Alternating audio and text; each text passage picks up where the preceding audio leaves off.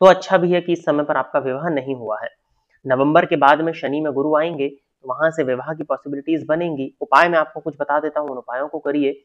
गुरुवार से प्रारंभ करके नित्य जब तक आपका विवाह नहीं हो जाता, स्नान के जल में एक चुटकी हल्दी डाल करके स्नान करिए। साथ ही साथ अभी 22 सितंबर से नवरात्रि है, तो आप नवरात्रि के दिनों में पत्नी मनोरमाम देही मनोव्रतानुसारिणीम तारिणीम दुर्ग संसार सागर से कुलोद्भवाम।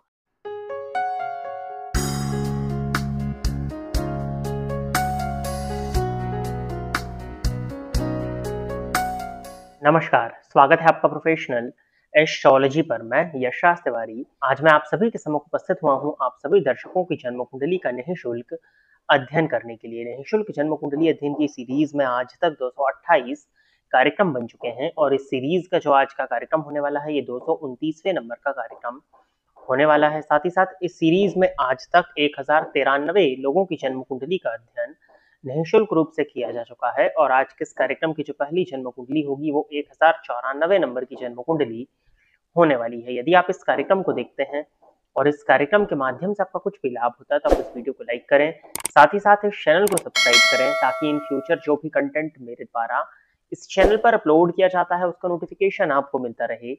यदि इस कार्यक्रम के माध्यम से आपका कुछ भी लाभ होता है, तो आप इस वीडियो को ज्यादा से ज्यादा लोगों के साथ में शेयर करें, ताकि और भी लोगों का लाभ हो और उसका माध्यम आप सभी दर्शक बने। यदि आप भी अपनी जन्म कुंडली को इस कार्यक्रम में सम्मिलित कराना चाहते हैं, तो आप अपनी बर्थ डिटेल्स, जैसे कि आप अपना नाम, अपने जन्म की तिथि, अपने जन्म का समय और अपने जन्म का स्थान, ये चारों ही चीजें किसी भी एक स्पेसिफिक प्रश्न के साथ में इसी वीडियो के कमेंट सेक्शन में दे दीजिए।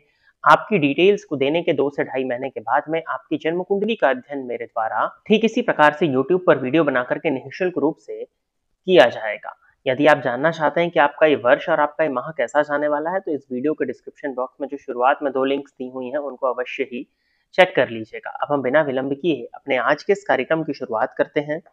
और आज के इस कार्यक्रम की जो पहली जन्म कुंडली है, ये एक आईडी है एनपी लाइफ, और जन्म कुंडली जो है ये पूजा जी की है। तो पूजा जी, आप तैयार रहें, आपकी जन्म कुंडली मैं ले रहा हूँ। डेट ऑफ बर्थ इन्होंने बताया है 26 सितंबर 1996,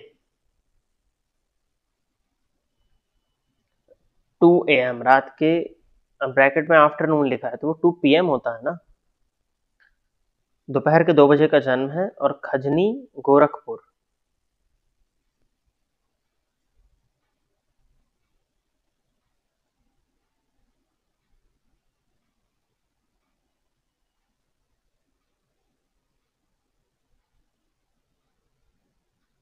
गोरखपुर यूपी वाला होगा।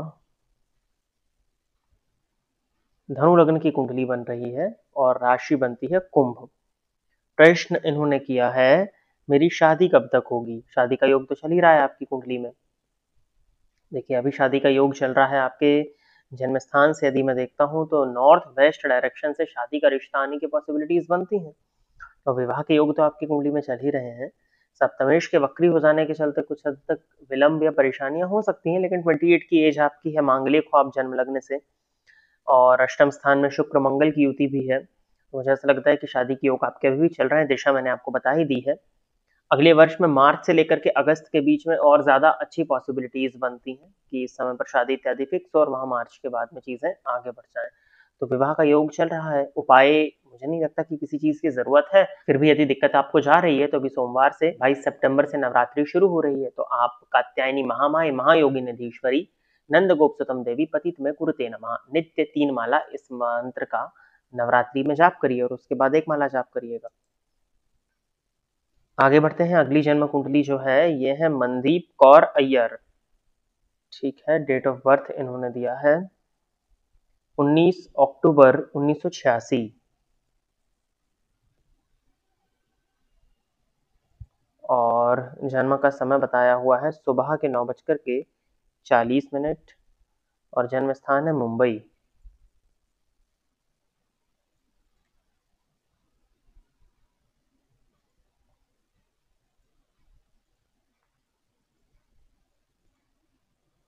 वृश्चिक लग्न की जन्म कुंडली है। मेष राशि बनती है। राहु की दशा में राहु का अंतर चल रहा है आपको। राहु आपकी कुंडली के पंचम भाव में बैठे हुए हैं जाकर के गुरु के घर में, और गुरु चतुर्थ स्थान में वक्री हैं। शनिदेव आपकी कुंडली में लग्न में बैठे हैं। प्रश्न इन्होंने किया है, मैंने लोन दिया था अपने दोस्त को पर पे नहीं कर रहे हैं, प्लीज बताओ, लोन से कभी बाहर आऊंगी। मैंने लोन दिया था अपने दोस्त को, पर पे नहीं कर रहे हैं। देखिए यहाँ पर कंफ्यूजन हो गया है। अब आपने लोन दिया था या लोन लिया था, ठीक है। यदि आपने लोन लिया था तब तो वो अलग बात है, क्योंकि आपने लिखा है ना कि लोन से कभी बाहर आऊंगी। तो अब यहाँ तो प्रश्न ही नहीं समझ में आ रहा। देखिए आपकी कुंडली के अकॉर्डिंग मैं दोनों ही चीजों को बता देता हूँ। ऋण भाव में ही भाग्येश बैठे हैं जाकर के, और ऋण भाव के स्वामी तृतीय भाव में जाकर के उच्च राशि में बैठ करके षष्ठ स्थान को देख रहे हैं। फलतः यदि आपने ऋण लिया है, आपने अपना पैसा उधार लिया है किसी फ्रेंड से कहीं से भी, तो उस ऋण को आप चुका दोगे, इसमें कहीं कोई दिक्कत नहीं है। समय लगेगा, अभी तो राहु की महादशा है, जैसे जैसे दशा आगे बढ़ेगी आप ऋण से, उस ऋण से तो मुक्त होते हुए दिख रहे हो। परंतु यदि आपने किसी को पैसा उधार दिया है, आपने अपने दोस्त को कर्ज दिया हुआ है, तो वहां से वो पैसा वापस नहीं आने वाला, उसको भूल जाइए आप, वो वापस आता हुआ नहीं दिखता है। आगे बढ़ते हैं। अगली जन्म कुंडली जो है यह है सुनील शर्मा जी की। तो सुनील शर्मा जी आप तैयार रहें, आपकी जन्म कुंडली में ले रहा हूं। डेट ऑफ बर्थ इन्होंने दिया है 22 अगस्त 1994, और शाम के 7:30 का इनका जन्म है, राजगढ़ मध्य प्रदेश।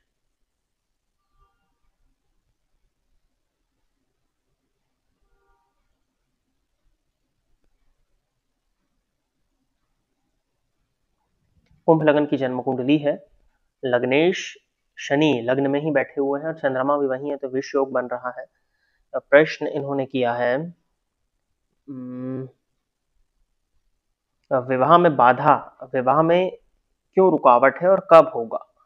देखिए शनि लग्नगत है ना आपकी कुंडली में, तो हर एक चीज में कहीं ना कहीं बाधा उत्पन्न हो जाती है। लग्नगत शनि, अब वहां पर शशयोग बन रहा है, परंतु लग्नगत शनि होने के चलते लाइफ की हर एक चीज डिले हो जाती है। विवाह भी उसमें से एक है। अब आपकी कुंडली में सीधी यदि हम सप्तम स्थान की तरफ चलते हैं, तो सप्तम भाव का स्वामी सप्तम भाव में ही बैठा हुआ है, शनि की दृष्टि से दृष्ट, तो भाव और भाव के अधिपति पीड़ित हो गए। विवाह कराने वाले जो ग्रह हैं वो गुरु हैं, वो राहु के साथ बैठे हैं भाग्य भाव में, राहु के ही नक्षत्र में, और नवमांश में वो शनि के साथ बैठे हुए हैं गुरु आपके, तो ये भी विवाह के विलंबित होने का कारण बनेंगे। शुक्र आपकी कुंडली में यदि देखा जाए तो अष्टम भाव में नीच राशि में बैठे हुए हैं, और सूर्य और राहु के मध्य पाप कर्तरी योग में, तो दाम्पत्य का जो कारक होता है, जो पत्नी का कारक होता है शुक्र, वो भी पीड़ित है। तो जितने भी पॉइंट्स देखे जाते हैं वो सभी कहीं ना कहीं पीड़ित है। इस वजह से आपका जो विवाह है वो विलंबित या बाधित है। नवमांश कुंडली में यदि आपके देखा जाए तो सप्तम पति बुध बनते हैं जाकर के षष्ठ स्थान में, यानी कि अपने से 12वें जाकर के बैठ गए हैं, और शनि की दृष्टि से दृष्ट है। फलतः नवमांश भी इस बात को पोषित कर रहा है कि विवाह जो है वो आपका विलंबित और बाधित होगा। अब देखिए सप्तम पति का सप्तम भाव में बैठना, वो भी केतु के नक्षत्र में, केतु की दृष्टि से दृष्ट होकर के। अब आपकी कुंडली जिन योगों को दिखाती है कि 2026 आपकी विवाह के लिए हैपनिंग हो सकता है, तो आपको 2026 में विवाह के लिए प्रयास करना चाहिए। आपके जन्म स्थान से ईस्ट या नॉर्थ ईस्ट डायरेक्शन से आपको पार्टनर आपका मिल सकता है, परंतु दिक्कत जाएगी। और अगर एक बार विवाह हो भी जाता है तो कहीं ना कहीं आपकी कुंडली दाम्पत्य जीवन में परेशानियों को साफ प्रदर्शित कर रही है। तो दाम्पत्य जीवन में परेशानियां तो रहने ही वाली हैं। उसके लिए यही है कि आप बाकायदा कुंडली का मिलान करके विवाह करें। अभी तो शनि में राहु आपके चल रहे थे, तो इस समय वैसे भी आपके लिए फेवरेबल नहीं था, तो अच्छा भी है कि इस समय पर आपका विवाह नहीं हुआ है। नवंबर के बाद में शनि में गुरु आएंगे, तो वहां से विवाह की पॉसिबिलिटीज बनेंगी। उपाय मैं आपको कुछ बता देता हूँ, उन उपायों को करिए। गुरुवार से प्रारंभ करके नित्य जब तक आपका विवाह नहीं हो जाता, स्नान के जल में एक चुटकी हल्दी डाल करके स्नान करिए। साथ ही साथ अभी 22 सितंबर से नवरात्रि है, तो आप नवरात्रि के दिनों में पत्नी मनोरमाम देही मनोव्रतानुसारिणीम तारिणीम दुर्ग संसार सागर से कुलोद्भवाम, इस मंत्र का नित्य 3 माला जाप करिएगा। और नवरात्रि के बाद भी इस मंत्र का 1 माला जाप नित्य कंटिन्यू रखिए जब तक आपका विवाह नहीं हो जाता है। और संभव हो तो गुरुवार का व्रत भी आप कर सकते हैं। इन कुछ उपायों को करिए, जो दिशाएं मैंने बताई हैं उन दिशाओं में विवाह के लिए आप प्रयास करें। यही कुछ चीजें हैं जो आप कर सकते हो।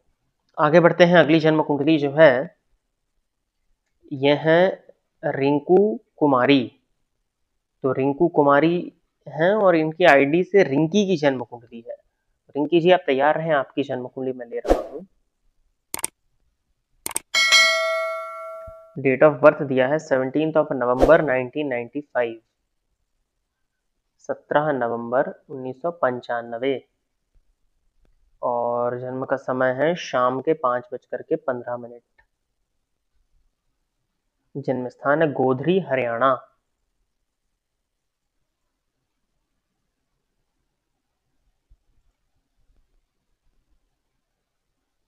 अब गोधरी नाम की तो कोई जगह ही नहीं मिल रही है, आप लोगों को डिस्ट्रिक्ट देना चाहिए। गोधरी नाम से तो कोई जगह नहीं है आपके हरियाणा में, कोई डिस्ट्रिक्ट नहीं है मतलब। हो सकता है आपने स्पेलिंग गलत लिख दी हो।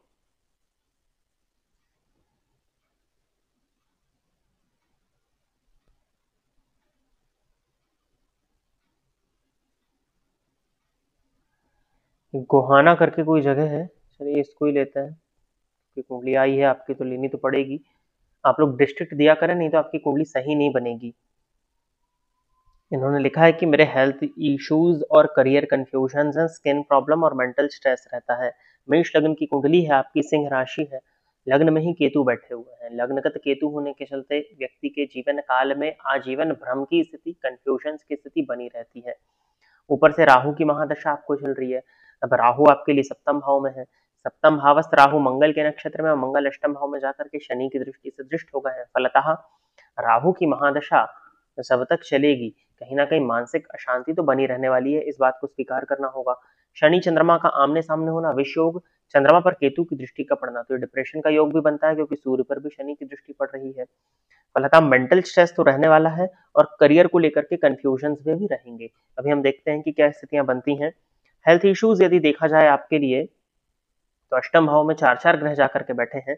लग्न और लग्नेश पर शनि की दृष्टि का पड़ना ये स्वास्थ्य से संबंधित परेशानियों को प्रदर्शित कर देता है। और रोग भाव के स्वामी राहु के साथ बैठ करके लग्न से संबंध बनाए हुए हैं, तो ये एक चीज है। और स्किन का प्रॉब्लम क्योंकि बुध राहु की होती है, तो त्वचा जन्य रोग, त्वचा से संबंधित परेशानियों को प्रदर्शित करते हैं। तो ओवरऑल ये सभी चीजें जितनी आपने बताई हैं आपकी कुंडली में दिख रही हैं। अब करियर को लेकर के कंफ्यूजन है, तो मैं आपकी कुंडली के हिसाब से देख लेता हूँ। वैसे तो गुरु भी अष्टम भाव में जाकर के बैठे हैं और षड्बल के सबसे कमजोर ग्रह हैं, तो दोनों ही त्रिकोण के स्वामी सूर्य और गुरु शनि की दृष्टि से दृष्ट हो गए। फलतः परेशानी और षड्बल में कमजोर हो जाने के चलते आत्मविश्वास में भी कमी साफ प्रदर्शित हो रही है। अब इस कुंडली के आधार पर यदि मैं देखता हूं, तो आप बैंकिंग के क्षेत्र में यदि आप अपना करियर बना सकें, या अकाउंट्स की फील्ड में, या फैशन इत्यादि की लाइन में आप जाएं, तो वो आपके लिए थोड़ा सा बेटर हो जाएगा। बाकी इसके अलावा तो कोई कलात्मक क्षेत्र यदि आपको मिलता है, कोई आर्टिस्टिक फील्ड जहां पर आप अपना करियर बना सकते हो, तो उस फील्ड में आप अपना करियर बनाओ। या फिर जिन फील्ड्स में आपको कंफ्यूजन है वो आपको लिस्ट करने चाहिए थे, तो अब एक बार आप संपर्क कर लीजिएगा इसके लिए। तो बाकी उपाय, एक लाजवर्त बनवाइए लगभग 9 सवा 9 रत्ती का, और शनिवार के दिन लेफ्ट हैंड के मिडिल फिंगर में उसको धारण करिए। गणेश जी का मंत्र गंगणपतये नमः नित्य 7 माला जाप करिए, और सूर्य भगवान को जल दीजिए। सूर्य भगवान की आराधना करना और घर के करीब किसी भी एक मंदिर में जाकर के उस मंदिर की साफ सफाई में अपना योगदान देना, इन चारों उपायों को करना आपकी लाइफ की प्रॉब्लम को कुछ हद तक कम तो अवश्य ही कर देगा। तो प्रिय दर्शकों, इतनी ही जन्म कुंडलियों का अध्ययन करने के लिए आज मैं आप सभी के सम्मुख उपस्थित हुआ था। आशा करता हूं कि जितने भी लोगों की जन्म कुंडलियों का अध्ययन मेरे द्वारा इस निःशुल्क जन्म कुंडली अध्ययन के कार्यक्रम के माध्यम से किया गया, वो सभी लोग संतुष्ट होंगे।